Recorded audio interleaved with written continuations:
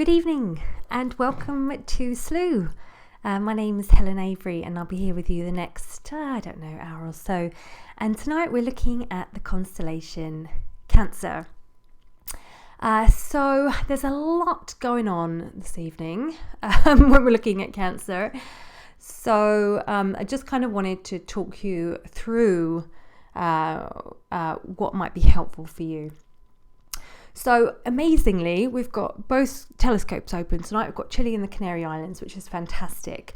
But what happens is what you can see in Chile of the constellation Cancer, you can't see at the same time in Canary Islands. So I've kind of sort of booked the two telescopes, Canary 2 from 9:10, and Chile from now until 10 to 10, and that was kind of what I could get. I couldn't get a full hour on both, but so we're going to sort of be jumping around, so kind of just bear with me. And I would suggest, if you want to make it easier, we're going to stick with Chile, and then we'll move to Canary 3 kind of halfway through for some of the more distant objects. Like we're going to look at some galaxies tonight, and the Beehive cluster, and the King Cobra cluster.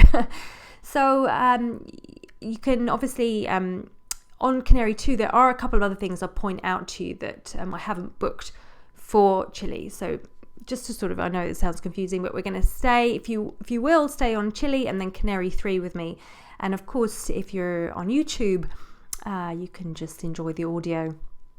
And I'm going to put up a screen in a minute, because also as we're going through a lot of things, I don't want to keep skipping back to images for you. So I'm just going to leave them up. So let's do that now. There we go. Okay. But before all this, I just want to point out to you that if you are with us in the space station room and you click on, let me think, Chile Ultra Wide Field. Whoa, that or Chile Wide Field. Okay, there we go. What we're actually looking at here, even just to get started, is Iota Cancri. Iota Cancri, you might say, but I say Iota Cancri. And actually, Mario recommended that we take a look at this, and we're starting with it. It was the only time I could actually get this up in the next hour.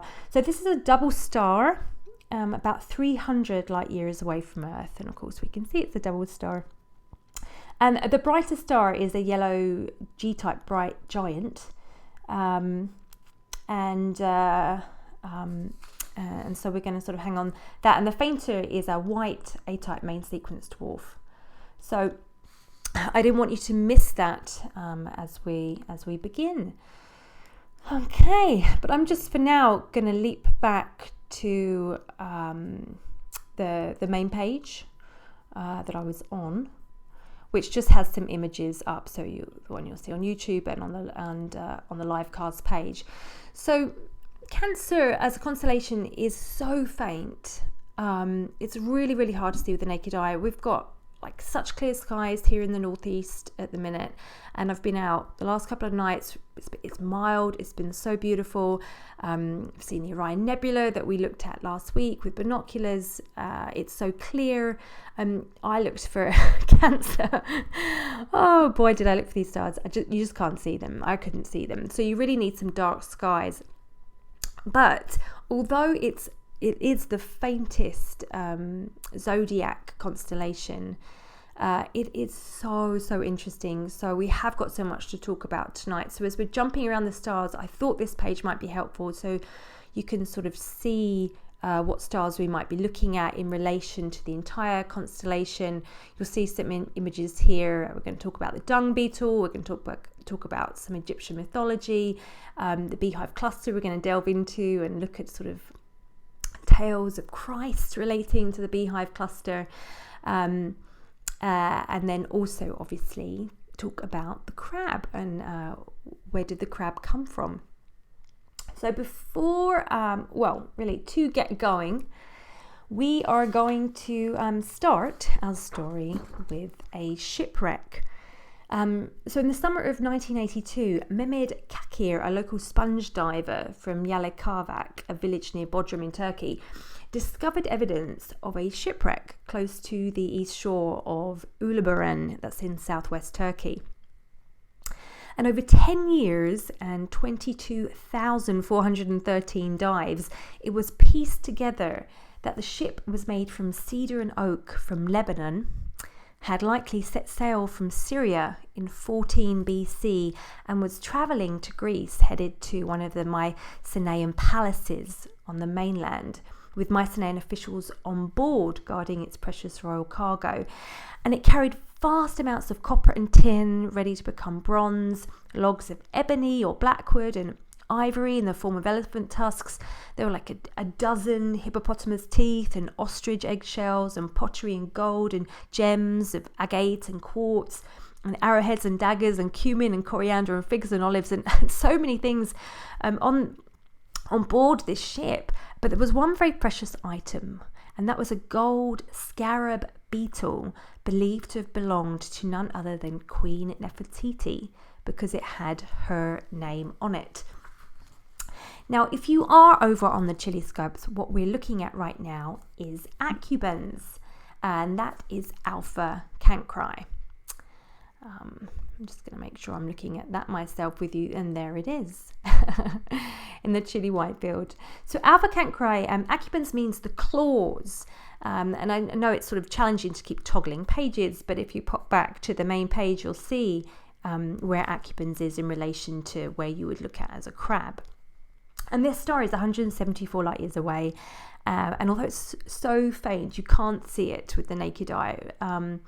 It's actually 23 times more luminous than our sun, and I'm told it is has like a really blue hue. So I don't know about your screen, but my screen's going a bit wonky at the moment and looks like a green screen. And it, I believe it's a quadruple star. So just wanted to pause in our shipwreck story while we don't want to miss this Alpha Cancri star accubens.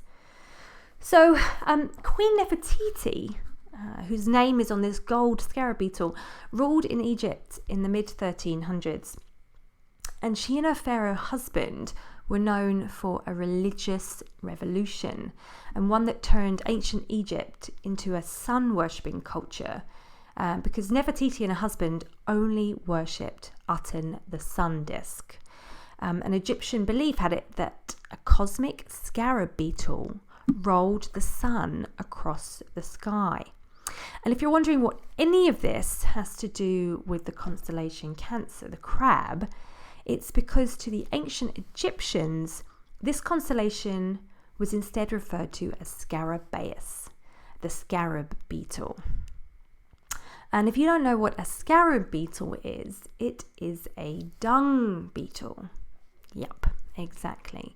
So the constellation we call today Cancer the Crab is in fact, or was in fact, a dung beetle to the ancient Egyptians. But obviously very, very precious because it was on board this ship with all this wonderful cargo, and obviously belonged to this very famous queen who sort of later became sort of almost like a goddess. So, you know, to us, this sort of, as I said, this constellation is almost unnoticeable. And even I was trying to sort of think about the objects within it, and there aren't sort of many. There are some amazing stars that we're looking at tonight. There's, I say there's not many. I mean, there's some galaxies and two clusters, but it's not sort of like the pomp and show that we had with Orion that we've had the past couple of weeks, where it's just so full of things to look at, and you could just spend months and months going through it. But once you sort of understand the importance of the scarab beetle to the ancient Egyptians, you kind of begin to look a bit more closely at this constellation, because you start to think, well, hang on a minute, this is a very faint constellation. Doesn't appear to be particularly interesting, and yet it was called Scarabaeus, and the scarab beetle was extremely important. It was completely sacred to the Egyptians. So what is it about this dung beetle? And once you sort of begin to delve down into what the dung beetle does, you sort of begin to understand why this faint group of stars must have meant something very special to the Egyptians. So we're actually looking at Gamma Cancri right now. This is also known as Asellus borealis, so that's the northern donkey. And we're going to come back to this star a little later because it flanks the Beehive cluster. There's the northern donkey and the southern donkey, and that will become sort of relevant later why they're called the donkey. But just to let you know a couple of things about this star, Asellus borealis, and we're getting a little bit of the colour come through. It's a blue subgiant, and it's about 180 light years away, and more than twice the size of the sun. So, and I was having trouble finding an age on this, and the closest I got was Wikipedia that said 171 million years old, but I just couldn't find data anywhere else, and was kind of surprised because the southern donkey is 2.5 billion years old. So it kind of sort of shocked me that one was so young and one so old. But if you know anything about that, I'd love if you could throw some things up on the discussion board and let me know what you find. But back to this story of our dung beetle. So we know it was so important to the Egyptians, the dung beetle, not just because Queen Nefertiti seems to have this golden scarab with her name on it, but we find it everywhere in ancient Egyptian artifacts. It was used for good luck charms, for seals to stamp documents, for jewelry made of clay. It was found in art. It was connected to Horus, sort of where it sort of became in the middle of having wings. And dung beetles were even mummified. Like I went to recently an exhibit at the Brooklyn Museum, and there they had mummified animals.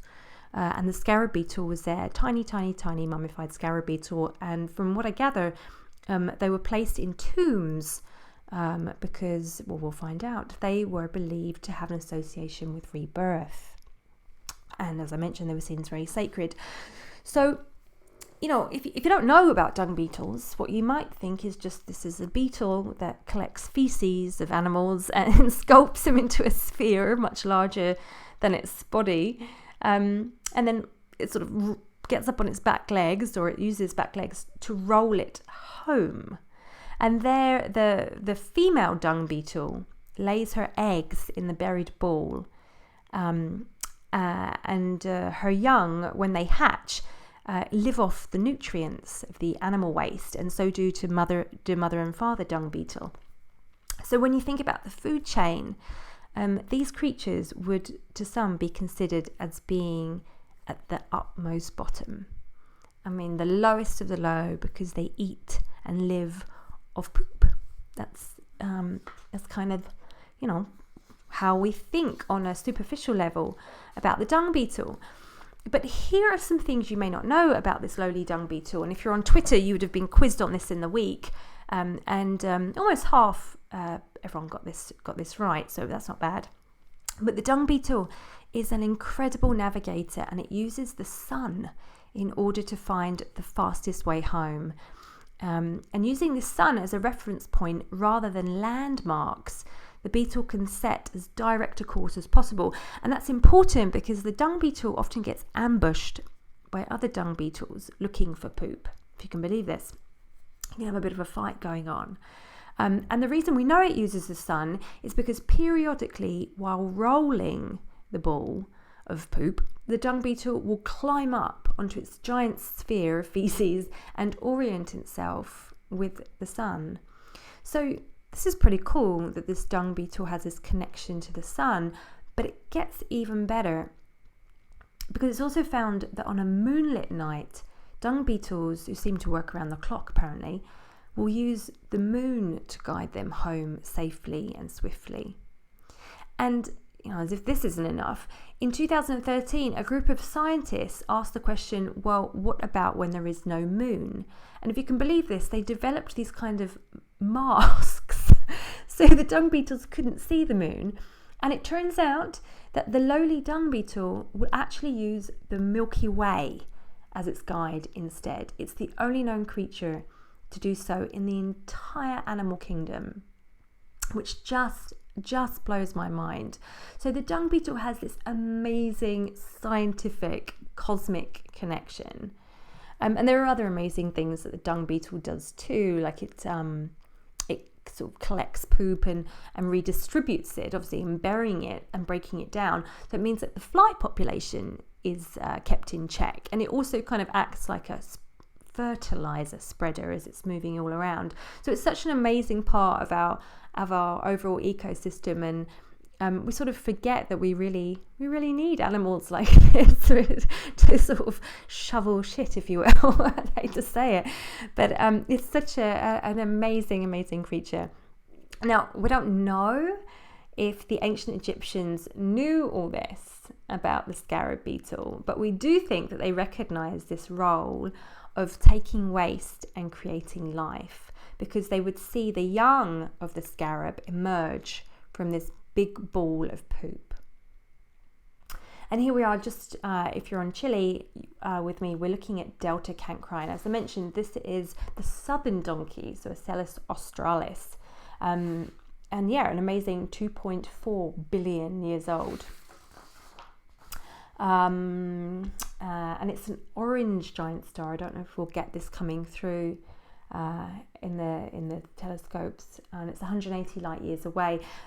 An interesting fact about this star: it was involved in the first recorded occultation by Jupiter. So this observation, it was made in 240 BC. This observation. So the most ancient observation of Jupiter, which we are acquainted with, is that reported by Ptolemy in Almagest, actually. So when the planet eclipsed the star, the star we're looking at here, Delta Cancri. So kind of amazing that we're looking at this now, and people were looking at this star 240 BC as Jupiter moved across it. It's phenomenal.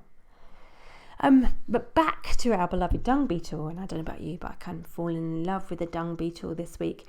So the Egyptians, they may not have known this connection, as I mentioned, but they did see life come out of waste. So the scarab beetle was seen as, a creator of life out of nothing, or like a regenerator of life. We also know that they put this connection together of the movement of this ball of poop, which could be considered like, the creation, sort of I don't know what you'd call it, but I'm going to call it a manger for now, or like a womb of where life would come from later of the scarab beetle. They sort of had this connection of that being rolled across the plains by the scarab beetle as similar to the movement of the sun disk across the sky. And indeed, the ancient Egyptians believed that Khepri was an aspect of the solar god Aten, rolled the ball of the sun across the sky every day. And on the main page, where I put some images, you'll see in the bottom left-hand corner some depictions of Khepri, where he is a man with the head of a dung beetle. Sometimes he was just depicted as a dung beetle, but for some reason around sort of funeral rites and in the tomb, he was depicted as this man with a scarab beetle head. So now you can sort of begin to see how this lowly dung beetle was sort of connected to creation and rebirth. And also what kind of amazes me is just the whole of the constellation Cancer, and we'll talk about this in more detail as the night goes on, and particularly the dung beetle and the story of the dung beetle. To me, this is a constellation about humility, because you wouldn't even, if you didn't know, you would just dismiss a dung beetle as the lowliest of the low, perhaps. And kind of even in keeping with that, Khepri never had his own cult. He was just kind of like part of the solar deities, but really he was, no one was worshipping on his own. He was just kind of there, this sort of very faint, if you will, I don't even want to say God, because he didn't really sort of have that kind of status. But there he was, just sort of, seen to be rolling the sun across the sky. So, I mean, maybe that explains why such a faint set of stars were chosen for this, to sort of represent this wonderful sacred dung beetle. We don't know. I mean, we really don't know why they ended up being chosen. So I'm just going to pause now because we are hopefully switching to a galaxy. And here you can flip also over to Canary 3. I just want to...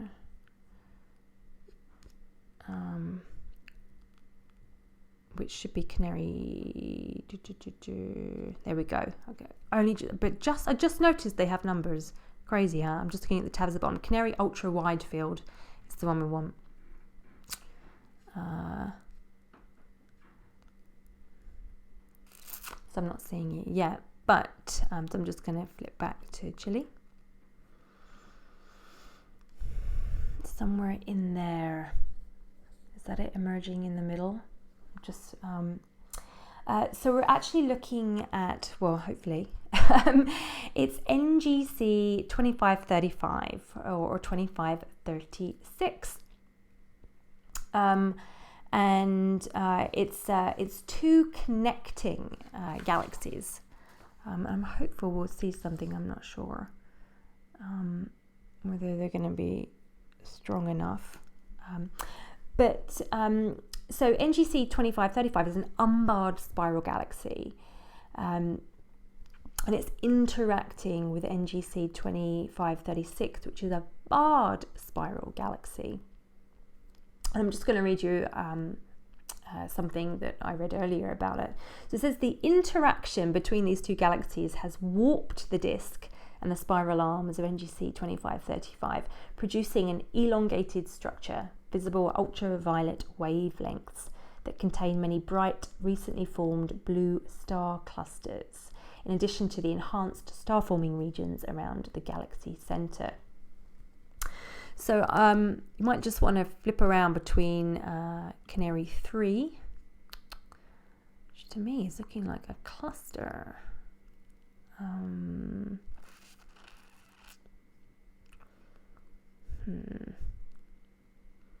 There you go. Sorry, just bear with me. Just looking at these, seeing if we can see a hint of a galaxy.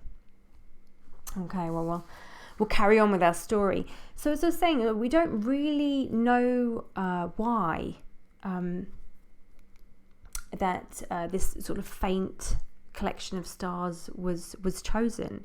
Often these constellations' importance is because this sort of the star pattern's importance is because it was where the sun rose on the spring equinox, for example. But for Cancer, that would have been 8,000 to 6,000 BC. So we know it's not that because you think you'd have had Gemini and Taurus since then by the time Queen Nefertiti arrives.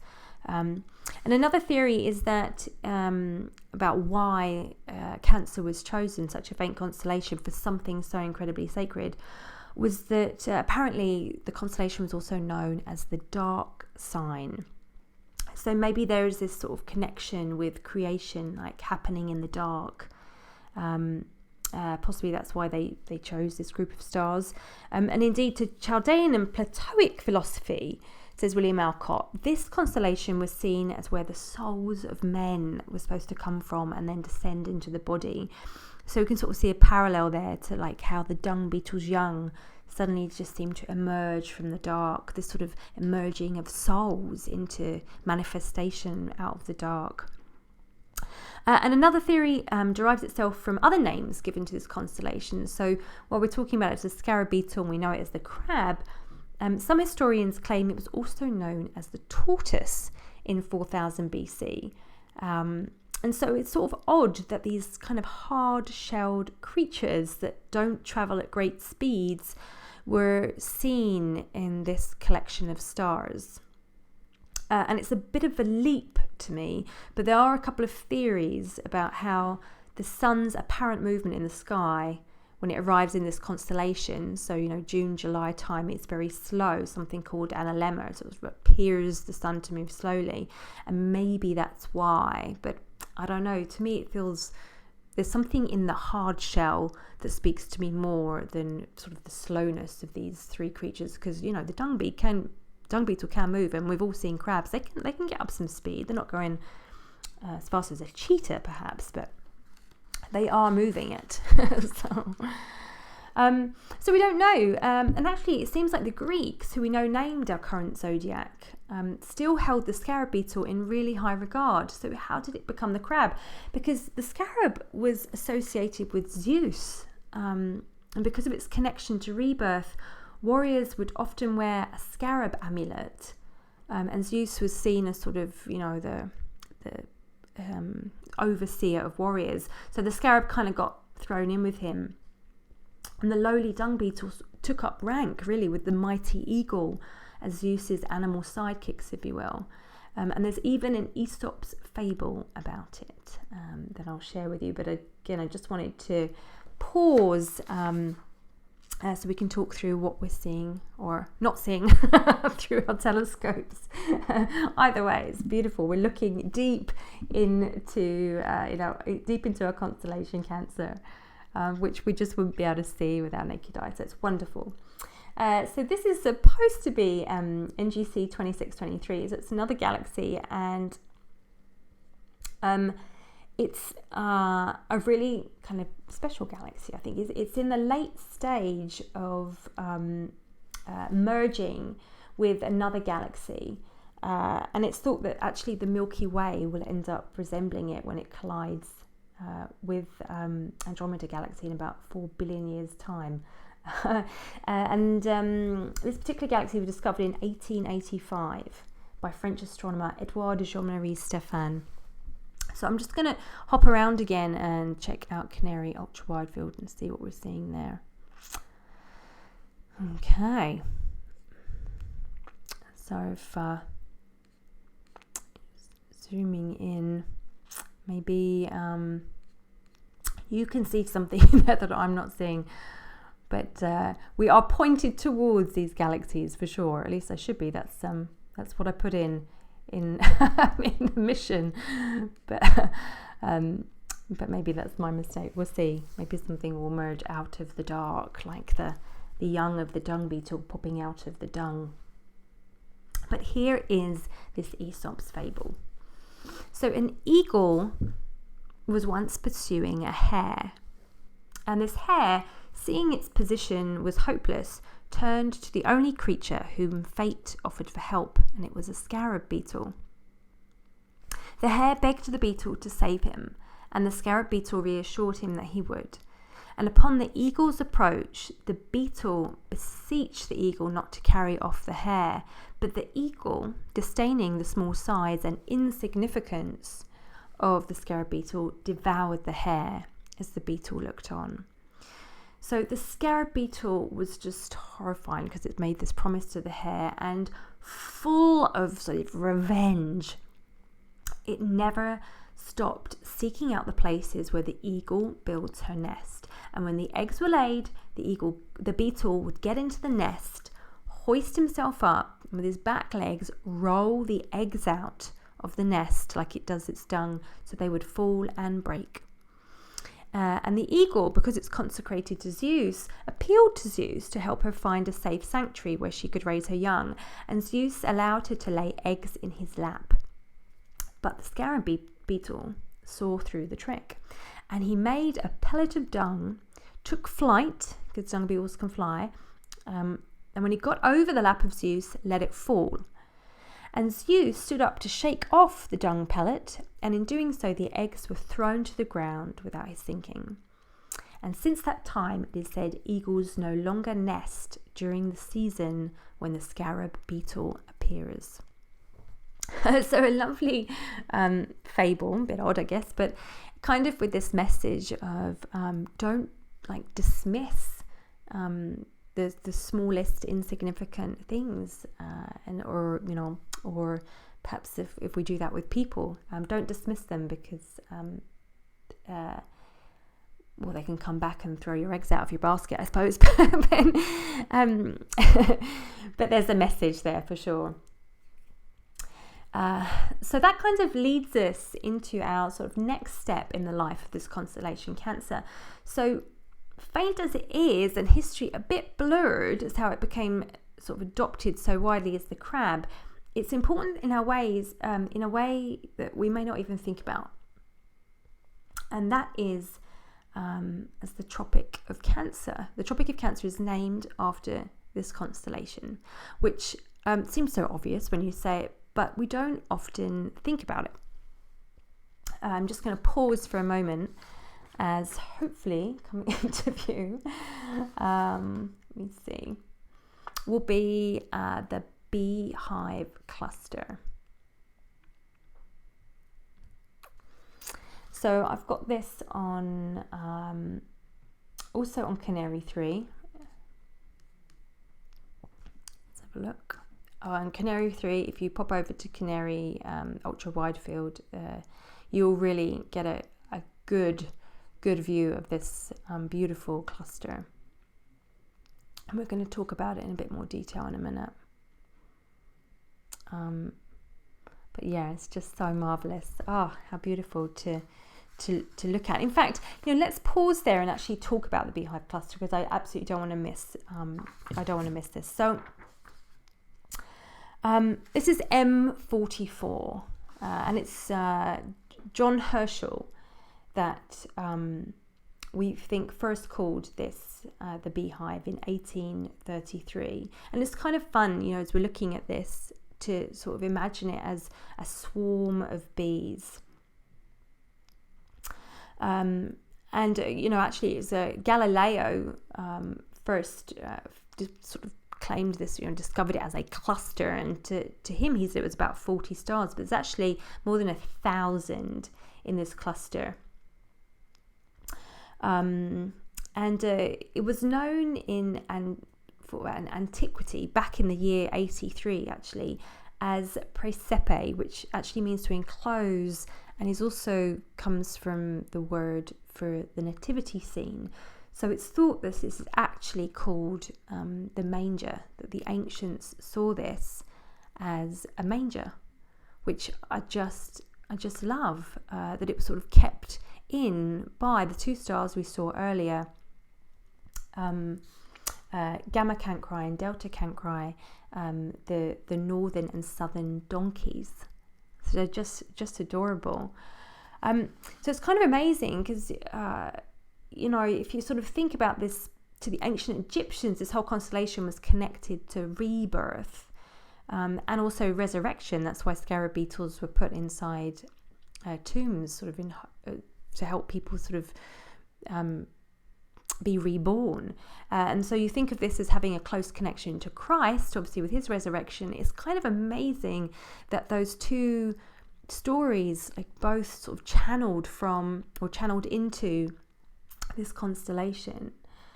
So it's thought that this term Praesepe comes from a place in the 7th century where the remains of the Holy Manger were brought. It was a church. So Stephen James O'Meara, who's just writes some really wonderful books about astronomy, and he says perhaps the ancients, when they looked up, without having this wonderful telescope to use, maybe they saw like a straw-like cloud of unresolved starlight between these two stars, and kind of just and put that together as it being the two donkeys looking over a manger of straw. And that sort of ties in a bit more with the naming of this cluster called the Beehive, because in 19th century England, when John Herschel lived, who named it the beehives were actually made of straw, not today. So maybe there is this kind of connection between what we call the Beehive and the manger, as both being sort of similar to straw. And if you can see this cluster with binoculars on a very dark night. I have yet to see it with binoculars, but I know people have. So it's well worth getting out there and having a look. I mean, obviously it was seen with a naked eye, So in very, very dark skies, because that's why it got its name back in the year 83. It was called Prasepe. And the connections with Christ and this cluster actually sort of go on and on and on. Like there's a Breton legend, for example, that talks about how the falling tears of Christ were turned into bees and flew away to bring sweetness to the world, which is just beautiful. And then O'Meara goes on to say that if you look long enough under a very dark sky, you may be able to make out the face of Christ underneath a veil of stars. And if you, on the main page, where I've got the images, you can see on the right hand side, I've took a picture of what O'Meara is talking about. And he has a comparison of the Beehive cluster to this sort of veiled face of Christ. And he says that it's perhaps sort of people saw in it Veronica's veil. So Veronica, if you don't know, is sort of at the sixth station of Christ. And it's said that she used her veil to wipe the sweat of Jesus and the blood off his face as he's on his way to Calvary. And it left an imprint of his whole face on her veil. Sort of like the Turin Shroud, kind of sort of a similar idea. And so you can, and what Stephen O'Meara says, that if you sort of look long enough and hard enough, you can kind of see this face of Christ perhaps in the Beehive cluster. As with this kind of veil over it, and there you would see sort of parts of the veil being the donkeys.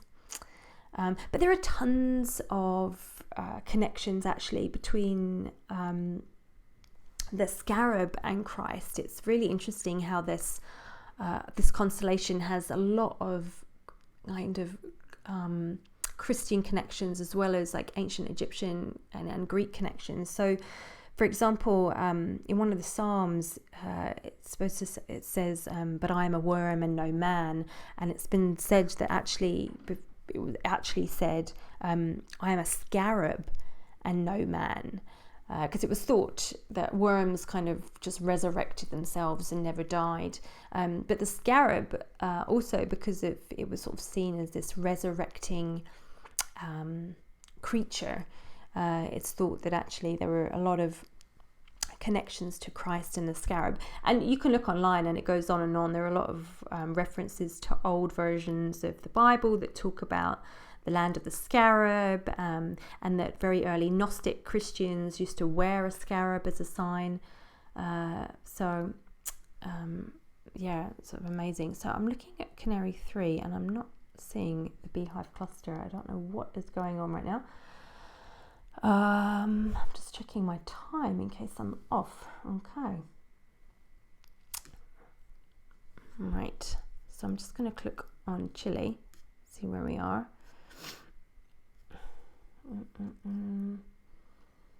So in Chile, we're definitely supposed to be on the Beehive cluster. So as you can see, it's a bit confusing tonight. It's a blessing to have all telescopes on. But sometimes what happens is at the beginning of the week, I think, well, let's just book Canary and hope Canary comes on. And then later in the week, it looks like Canary's not going to work. So I'm like, okay, I'll book Chile. And then we end up with a whole bunch of bookings at once. Okay. But coming up, we have the cluster M67. So it could well be that what we're looking at right now on Canary 3 is M67. Okay, but I'm going to talk about that in just a minute. So coming back to this connection that we often don't even make in our heads about Cancer, and that's with the Tropic of Cancer. So the Tropic of Cancer is, as you probably know, the most northerly circle of latitude on Earth at which the sun can be directly overhead. And that occurs on the June solstice, when the northern hemisphere is like tilted towards the sun to its maximum extent. And when the line of latitude was named 2,000 years ago, that occurred when the sun was in the constellation Cancer. The solstice occurred in Cancer. And the word tropic means turn, referring to the fact that the sun appears to kind of turn back a little at the solstice. Or it just appears to turn back at the solstice, not just a little. So it's possibly a clue to why this moved from the scarab beetle to the crab, perhaps, that maybe the sun's apparent back and forth sideways movement in the sky reminded people of the movement of a crab. So we don't know. We don't really know how this amazing lowly constellation has... we don't know the exact reasons, but we do know that it has such a wonderful place, a place of such importance in our world. I mean, maybe we don't look at it today as a scarab beetle and have this sacred meaning, but it's there for us to look at through binoculars normally on a very, very dark night. And it means, it's a wonderful line that goes across the earth, and it takes in Baja and Mexico and Bahamas and Egypt and Saudi Arabia and where else? Oman, India, parts of South China all lie on the Tropic of Cancer. So again, this sort of incredibly faint constellation that we may not even think about, that we might dismiss, and it has such rich meaning in our lives today, and also from sort of like still has a sort of spiritual meaning, really. I was looking to see if crabs had anything kind of as interesting as the lowly dung beetle when it comes to sort of cosmic connection, and all I could find was that apparently the snapping potential of the claws of the fiddler crab becomes stronger in a full moon. And also soft-shell crabs molt. Apparently they molt more in a full moon, although there's some discussion about whether that's true or not, or maybe it's just the sort of cycle of the crab. And other crab species like the horseshoe crab are thought to come ashore, or they're seen to come ashore to spawn during evening high tides at full and new moons. So while the crab may not have as an exciting a cosmic connection, it certainly does have at least a lunar connection. Okay, so I think we're on the M67. I'm not sure, and I must apologise. I don't know, and I checked everything we're going through tonight, so I'm not sure what happens, why we've gone a little bit awry. But N67 is the King Cobra cluster, and you can try saying that after a few cups of moonshine. I don't know why it's called the King Cobra cluster. I had a look. Why wouldn't it be called King Crab? Seems more obvious. But it's the King Cobra cluster. And this is 4 to 5 billion years old. Just blows my mind. So I'm on Canary 3. And you'll also see it on Chile. Okay, great. Now we seem to have synced up again, at least. And in fact, Chile to me feels more like looking at a cluster. So it's at 4 to 5 billion years old, and it's one of the oldest star clusters known, and it is 2,600 light years away, which is 5 times further than the Beehive cluster. And it has more than 100 stars similar to the sun.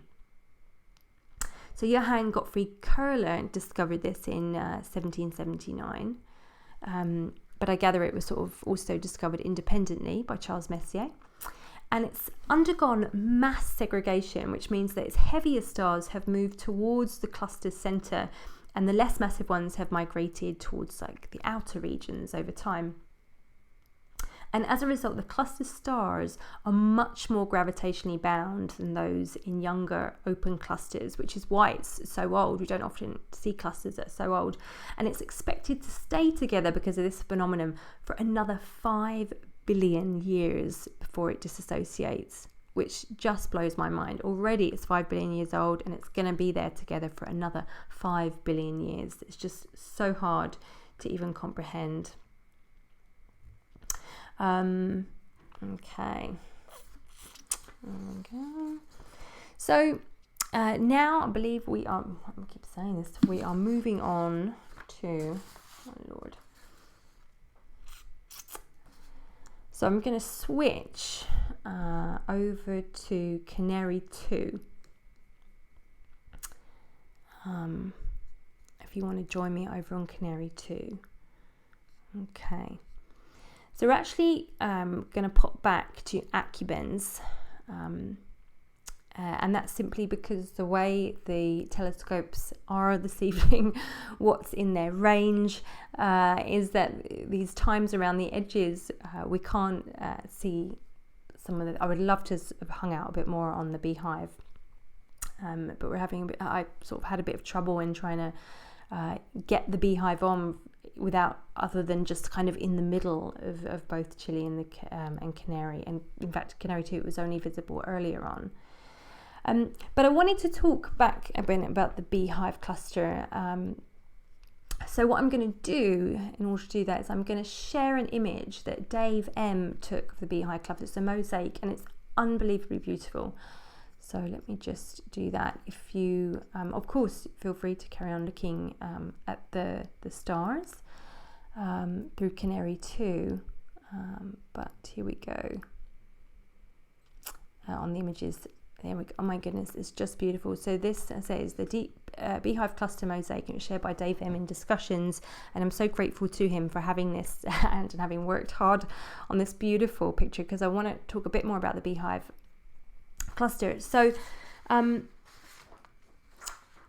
it's a 400 million years old, and it's only 515 light years away. So what I love about this is the light reaching us from the Beehive cluster actually comes from a time on Earth where like the plants were just beginning to blossom and the earliest known sharks roamed the sea, and the earliest insects were about. So just amazing. And actually this is the light coming from this cluster is 200 million years before the dung beetle would have arrived on the planet, or would have emerged on the planet, however you want to say it. And on Messier's list, the only two brighter clusters than this are the Pleiades, and then brighter than is the Andromeda Galaxy. An interesting fact that this was designated by the state of Utah in 1996 as its kind of like its state cluster. I didn't know every state had a cluster. But Utah, because it has the Beehive, decided that this particular cluster is the cluster of Utah. And the whole of this cluster spans 39 light years. It's just unbelievable. And it's not just stars, there are planets in here. In 2012, scientists discovered 2 planets, and they're orbiting 2 separate stars. And they were the first 2 planets detected orbiting stars like our own sun, situated in an open star cluster. So planets have been found before in clusters, but not orbiting stars like our sun. So it's a really, really special cluster. And also it was sort of connected to weather.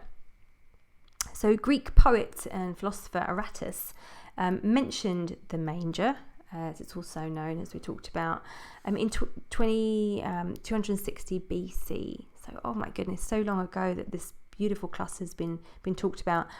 And he says, "Watch to the manger, like a faint mist in the north, it plays the guide beneath Cancer.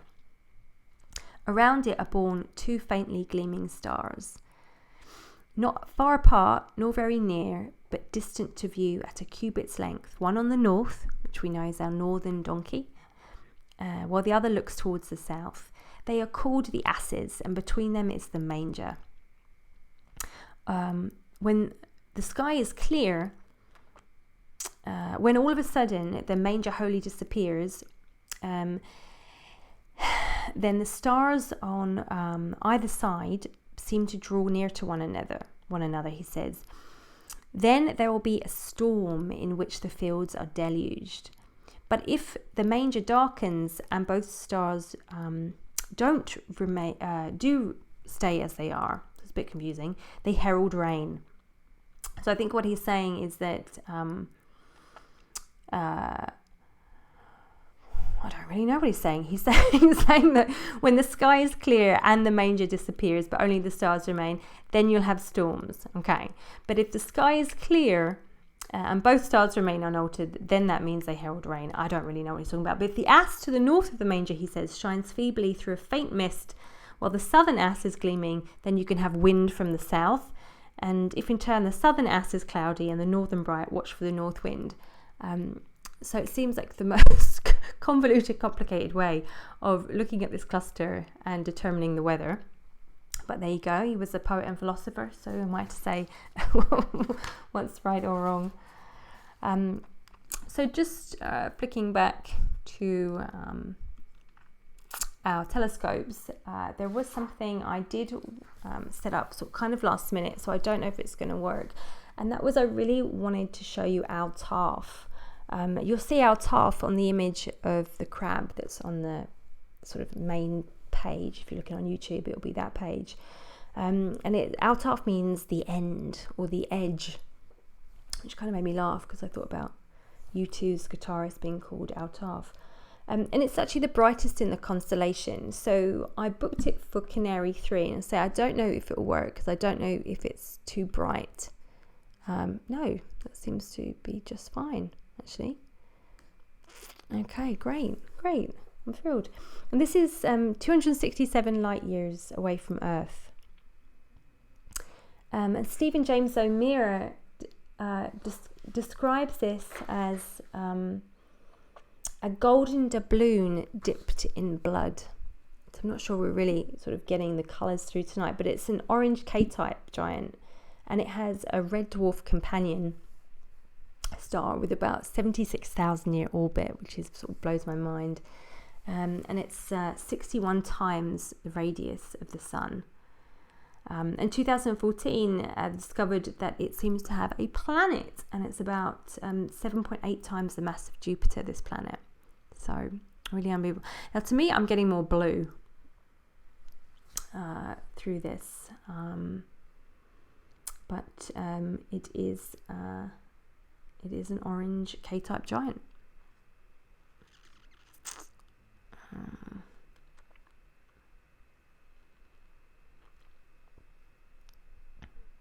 Okay.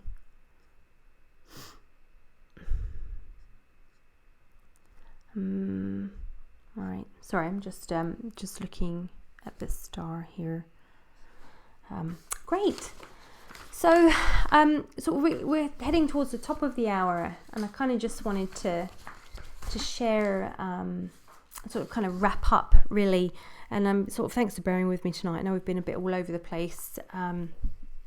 It's kind of a challenging constellation to put together, and in fact next week I was sort of hoping to do Canis Major, but I'll have a similar problem. You can see Sirius at a certain time, like at the top of the hour, and then you can't see it again, and a lot of Canis Major you can't see. So I'm not sure what we'll do. I think maybe we'll take a tiny bit of Canis Major and stick with Canis Minor to keep it really simple, so we can kind of delve in and sort of move into our stories more. But as I say, tonight was a bit of a cobble together, trying to get it all to work out. As I'm sure you're aware, if you're booking missions yourselves on the telescopes, it doesn't always line up very smoothly. But I kind of just wanted to sort of circle back to this sort of feeling really that sort of comes from the constellation Cancer. And that is, that it's, as I mentioned earlier, it seems like such a really humble or humbling even constellation, that it is so faint.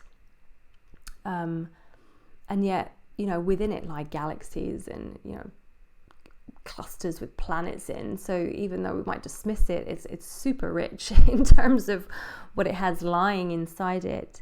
But even sort of the sentiment of the stories around it, like Christ's face being seen within the Beehive cluster, or the thought of it sort of being this manger, this very sweet place of the birth of Christ with two donkeys around it. Or if you sort of, stepping away from Christianity, look at it as this lowly dung beetle seen by the ancient Egyptians, who sort of lived and breathed in poop, basically, but has such a important role on the planet, and was even seen to be pushing the biggest god of all, the sun, rolling it across the sky.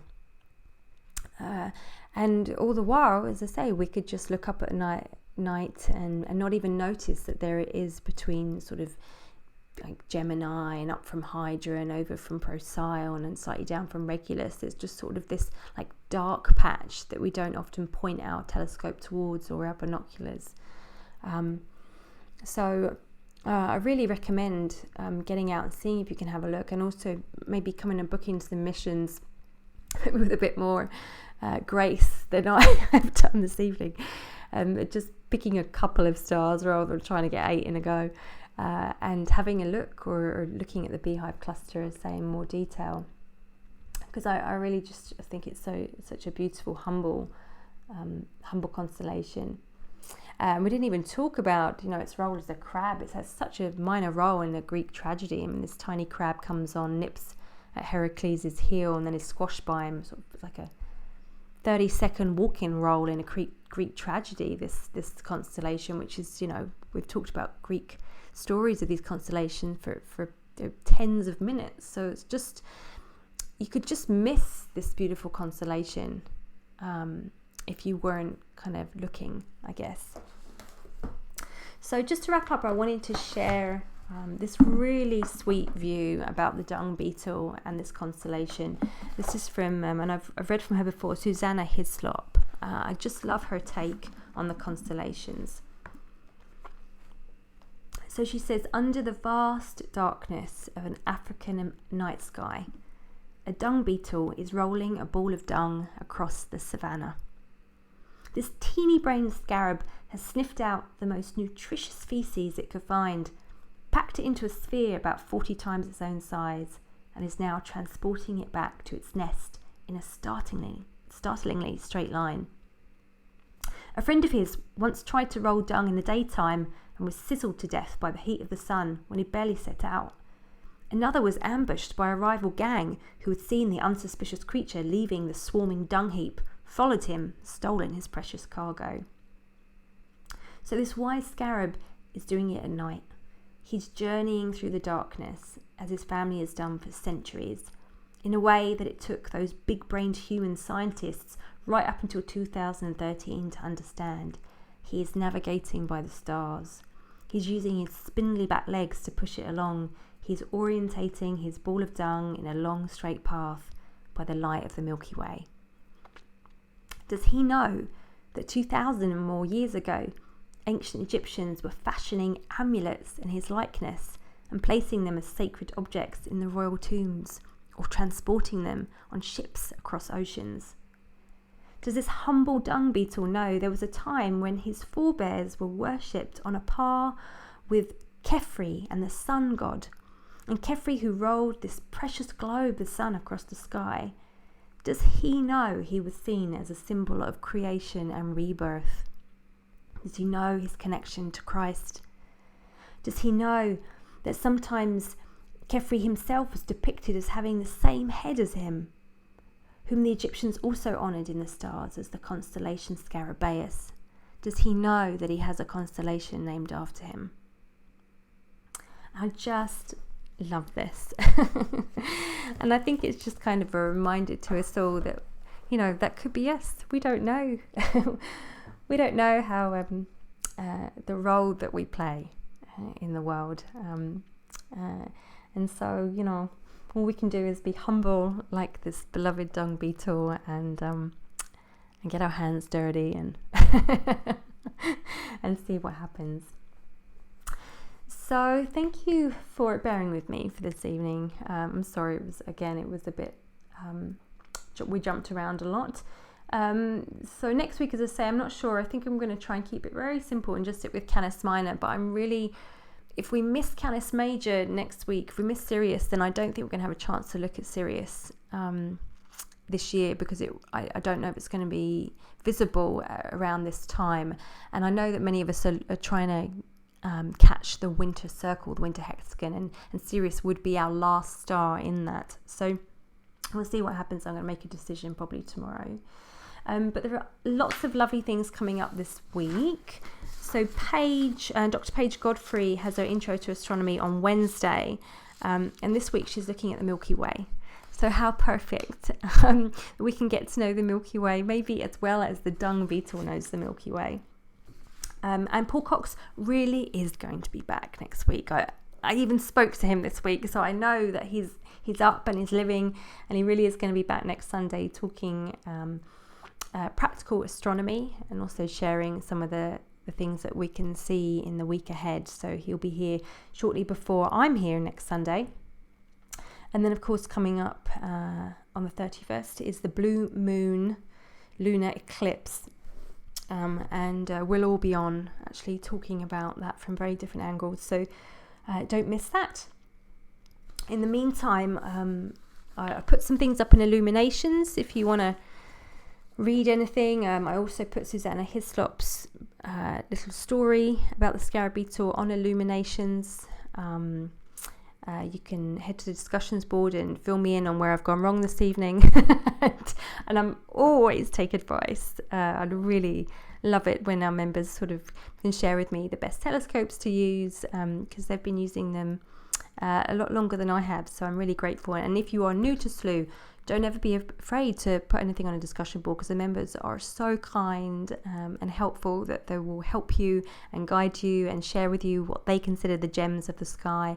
So definitely hop over, and as I said, book a mission to the Beehive cluster. It's in Slooh 500, so you'll be able to do that. In the meantime, keep me posted how your winter circle hexagon is going, and I wish you many clear skies, even though you may not even still see this wonderful constellation Cancer. So from me, that's all, and I hope you have a wonderful week.